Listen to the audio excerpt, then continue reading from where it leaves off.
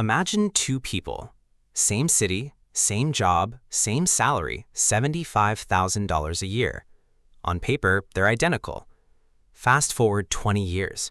One of them is sipping coffee on a porch they own, no debt, investments quietly growing in the background. The other, still living paycheck to paycheck, wondering where all the money went. Same income, completely different lives. How does that even happen?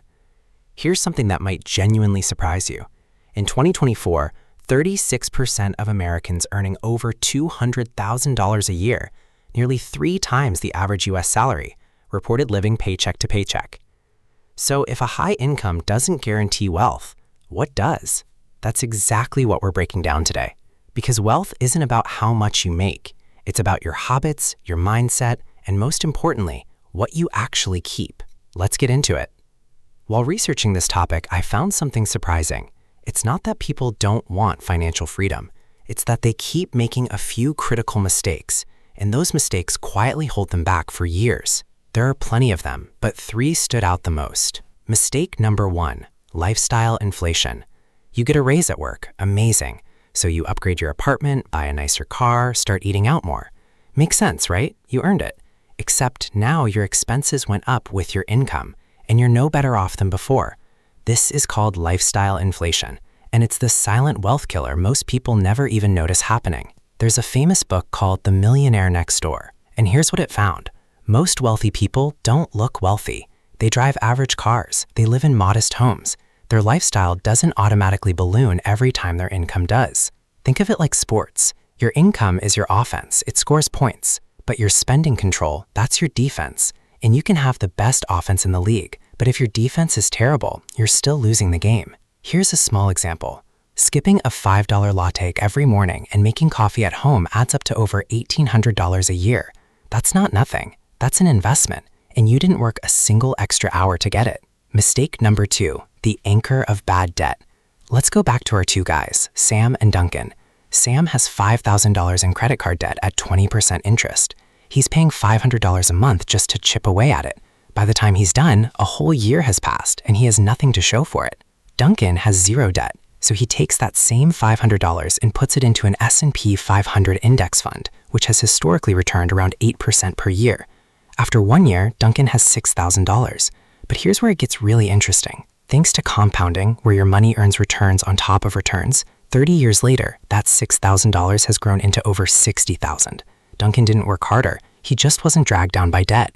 The rule is simple. Debt on things that lose value ensures your money never works for you. Mistake number 3, not tracking your spending.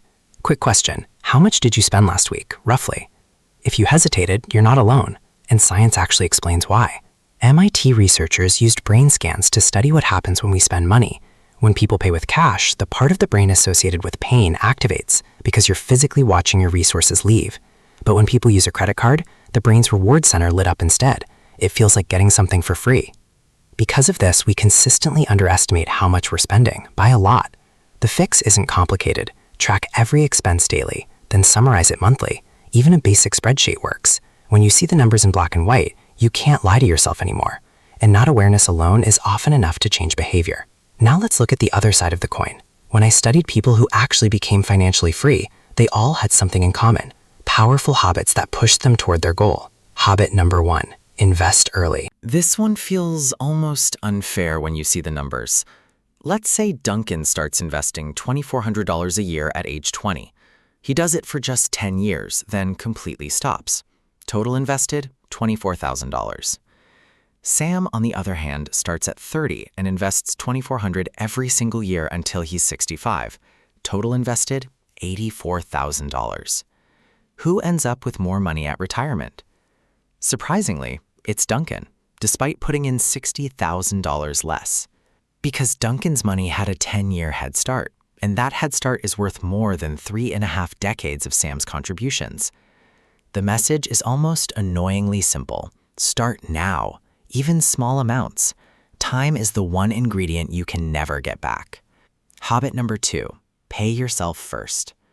Have you ever noticed no matter how much you earn, your bank balance somehow always hovers around the same number? That's because most people spend whatever's there. It's just human nature. The fix is a strategy called paying yourself first. The moment your paycheck hits your account, before rent, before groceries, before anything, you move a set amount straight into savings or investments. Say you bring home $1,500. You automatically move $250 out. Now you're living on $1,250. You adjust. You figure it out. Do this consistently, and over time, you've built a real financial foundation almost without thinking about it. Habit number 3. Know the difference between assets and liabilities. This one is foundational, so let's make it crystal clear. An asset is something that puts money into your pocket. Stocks, dividend-paying shares, rental properties, a side business.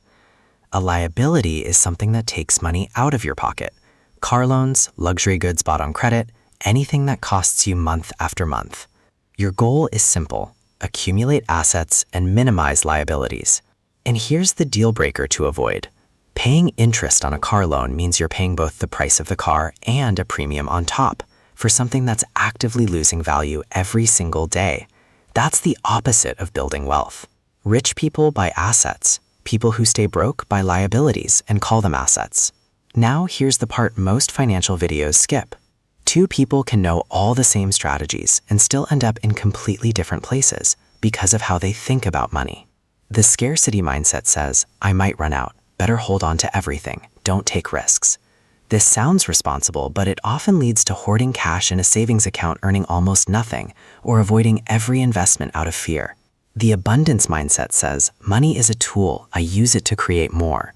Someone with this mindset might invest $3,000 in a course, a skill, or an experience, not because they're reckless, but because they're thinking about the return on that investment.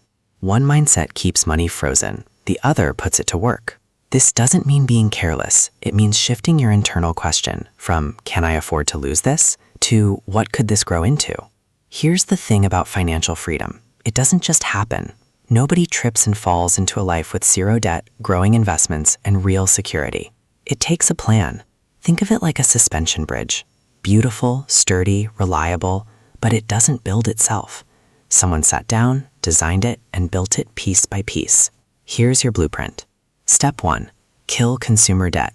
Start with your highest interest debt and pay it off aggressively. Every dollar you free up from debt payments is a dollar that can start working for you. Step 2. Invest purposefully. Don't wait until you have more money. Automate a contribution to your investments every payday, even if it's small. Remove the decision from the equation. Step 3. Live on less than you earn. This sounds obvious, but it's the rule that separates the two people we started this video with. Not glamorous, completely necessary. Step 4. Write it down. A budget isn't a restriction, it's a roadmap. You cannot manage what you don't measure. Make a plan, write it down, and revisit it every single month. So let's bring it back to where we started. Two people, same income. 20 years later, completely different lives. The difference wasn't luck. It wasn't a secret investment tip. It was habits. Decisions made quietly, consistently over time. The person who ended up financially free didn't earn more. They spent less than they earned, invested early, avoided bad debt, and stayed consistent, even when it wasn't exciting. That's it. No magic. And here's the truth. It doesn't matter if you're 16 or 56. The best time to start was yesterday.